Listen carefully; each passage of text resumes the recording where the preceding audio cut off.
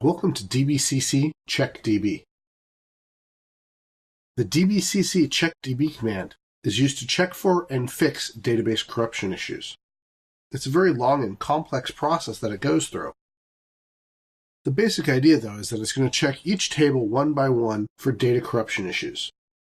It's also going to check the physical pages to make sure there's no corruption there. And as of SQL Server 2005, it's also going to check to make sure that the values within the tables are actually valid values. Now, Dbcc Checkdb should be run very regularly. You basically want to run it as frequently as you can because you want to catch any corruption problems as soon as possible. That way you can get them resolved and, if necessary, restore from backup, because in some cases that is your only option. You should be running Dbcc Checkdb off hours. You certainly do not want to run it in the middle of your production day unless you absolutely have to. The reason for that is that this is the most expensive I/O operation you can do. Dbcc Checkdb is going to touch every single page within the entire database. Some of them more than once, depending on how you're running it and if you're running the full Checkdb or just a portion of it. Internally, it's going to be running the Dbcc check alloc, the Dbcc check table, and the Dbcc check catalog commands. Dbcc check alloc is checking the file allocation tables and making sure that all the pages belong to the objects they say they belong to. The check table function is going through and actually checking the actual tables, making sure that all the data is valid. Check catalog is checking the actual catalog tables of the database to make sure that they are correct. It's going to validate the contents of any indexed views on the system, because we need to make sure that that data is valid as well and that the links back to the base tables are still consistent. It's then going to validate link level consistency between the table metadata and the file system directories and the files that are created. Again, making sure that everything is where it's supposed to be and everything thinks it belongs to what it thinks it belongs to. The next thing it's going to do is it's going to validate all the data within the service broker, and at that point it's going to tell you what's happened. In the event that there is data corruption, there are 3 rebuild options that you can use as part of the Dbcc Checkdb command. The first one is Repair Rebuild. Repair Rebuild performs repairs that have no possibility of data loss. This can include quick repairs, such as repairing missing rows and non-clustered indexes, and more time-consuming repairs, such as rebuilding an entire non-clustered index. The next level up is Repair Fast. Repair Fast is simply maintained for backwards compatibility against old SQL Server instances. This doesn't actually do any work in today's SQL Server 2012 environment. The last option is the most dangerous. Repair Allow Data Loss. Now, some people think that this is named this way just so it's big and scary sounding. This is not the case. Repair Allow Data Loss repairs any problems that it finds that it can repair, even if those repairs will incur data loss. If data will be deleted from a clustered index in order to repair the corruption, Dbcc Checkdb will do that if you specify Repair Allow Data Loss. There is no other way to repair errors that are going to cause data loss other than to use the Repair Allow Data Loss error. Now, when you run Checkdb, depending on what's corrupt, it will probably tell you what the repair level is that's needed to fix the problems that are in the system. Now, keep in mind, if using the Repair Rebuild parameter, that is not going to repair errors that involve file stream data, even today in SQL Server 2012. Now, unfortunately, Dbcc cannot fix everything.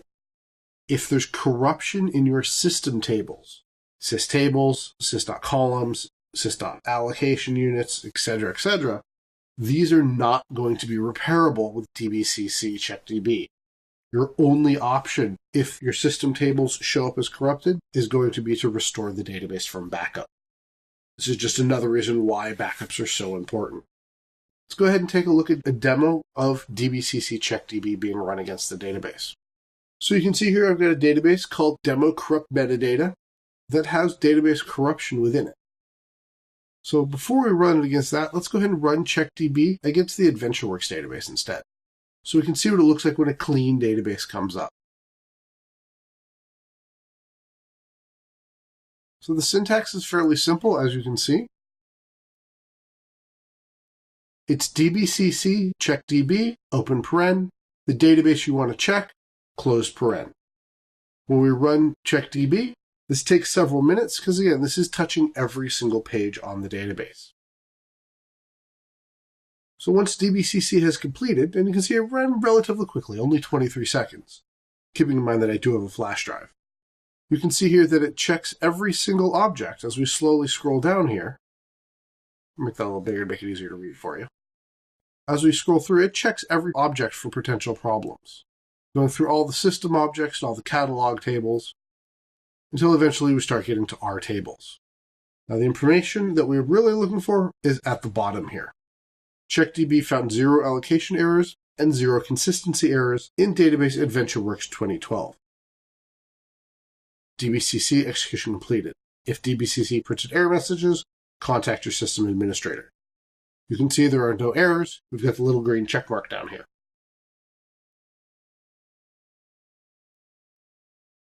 Let's go ahead and run Dbcc Checkdb against the database that has corruption in it. This is a small database that will run very quickly. So you can see here, we do have database corruption. We have bright red messages.